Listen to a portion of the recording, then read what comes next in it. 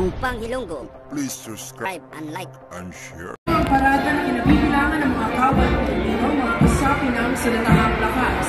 Pinangungunahan ito ni Major General Domingo Bigo Buay, Commander ng Installation Management Command Philippine Army.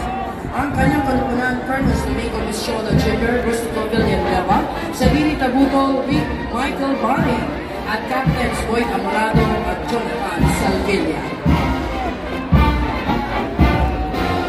Mangyaring magsitayo ang lahat para sa pagdating ng ating watawat ng Pilipinas.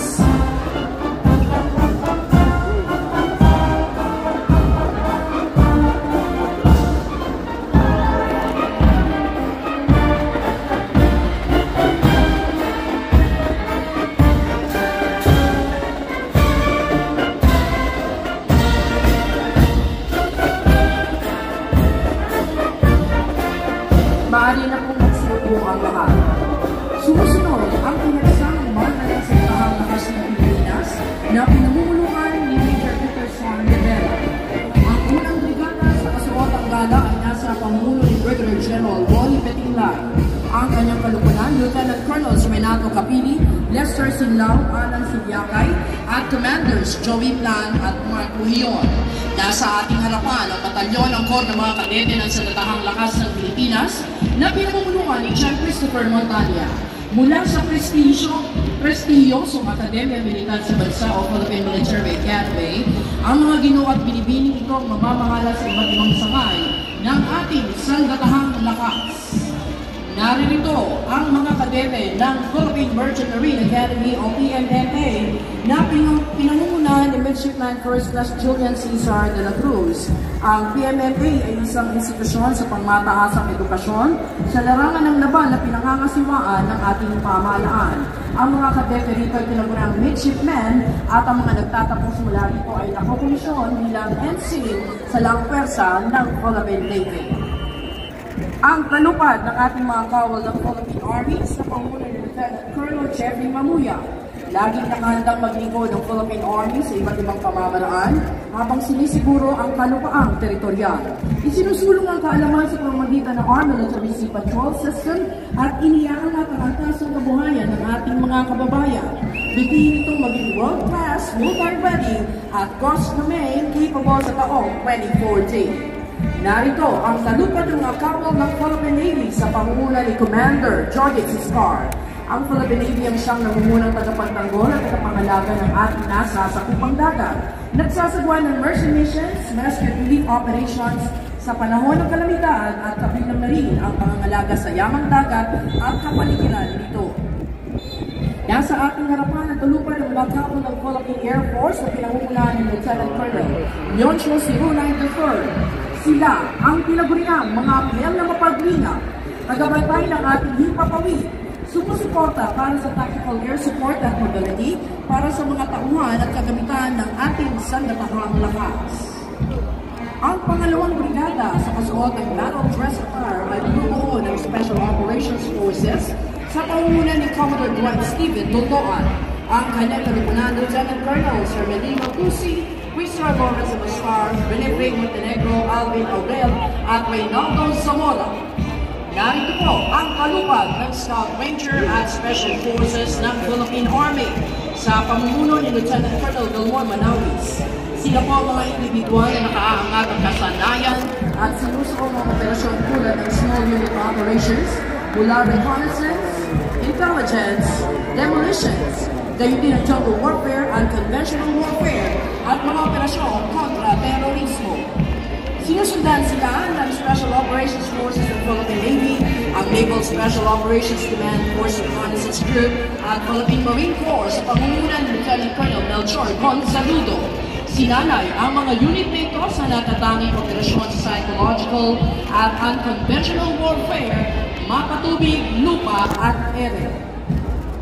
Ang huling batalyon ng Special Operations Forces mula naman sa Philippine Air Force, ang Special Operations Wing o SPAW na pinamumunuan ni Lieutenant Colonel Kelvin Lingan. Nakatuon ang SPAW sa mga operasyong espesyal upang maipagtanggol ang mga base at instalasyon ng Air Force at nagsasagawa ng iba pang mga pagkulang dagdag operasyon. Sumusunod po ang mga tagapagpatupad ng batas ng ating mamamayan at mga komunidad. Ang hanay ng ating pambansang pulisya ng Pilipinas sa pamumuno ni Police Brigadier General Nestor Babagay Jr. Ang kanyang kanunan, Police Colonels Joel Casupanan, Victoria de la Peña Jr., John Bari Aslani, Lucrecio Rodriguez Jr. at Job de Mesa. Narito po ang mga kadete naman sa kilalang Philippine National Police Academy. Inuhubog ang mga karakter ng mga kadete ito upang mamuno sa hinaharap ng nananaig ang paglilingkod, karangalan at hustisya. Gayon din bilang mga Diyos, responsable at respetadong mga public safety officer.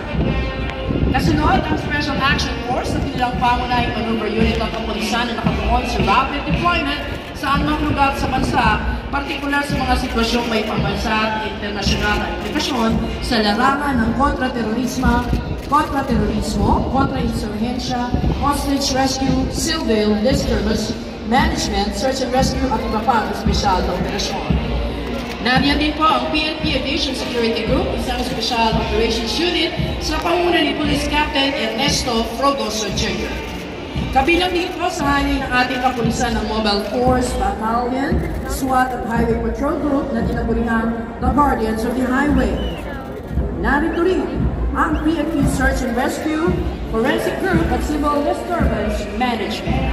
Isinusulong ng ating kapulisan ang pangarapin o misyon na maging isang ahensya ng mga lingkod bayan na may kakayanan, epektibo at mapagkakatiwala ang pulisya sa pakikipagtulungan sa mga komunidad tungo sa pagtatamo ng tahimik, maayos at ligtas na kapaligiran upang pamuhayan at ganapan ng kalakalan. Isa naman po sa ating pangunahing tagapangalaga at tagapagtaguloy ng kaligtasan, kalusugan at seguridad sa ating karagatan at yamang dagat, ang Philippine Coast Guard na pinamumunuan ni Coast Guard Commodore Eduardo de Luna Jr. Ang kanyang kalupunan, Coast Guard Captain Sector Ravine Michael Landag, Oliver Canseco, Coast Guard Commanders Alberto Pere, Alexander Cortuz at Richard Cura. Ang unang batalyon ay nasa pamumuno ni Coast Guard Commander Arvin Liwan. Pinalakas sa Republic Act 9993 of Philippine Coast Guard Law ang PCG binanganap na Uniform and Armed Service attached to the Department of Transportation and Communications. Ang pangalawang batalyon, pinamumunuan ni Coast Guard Lieutenant Commander Paul S. Kakalinti. Pangunahing tungkulin ng Philippine Coast Guard ang Maritime Search and Rescue, Maritime Safety, Marine Environmental Protection, Maritime Law Enforcement, at Maritime Security. Sumusunod po ang mga pinutungan ng Bureau of Fire Protection.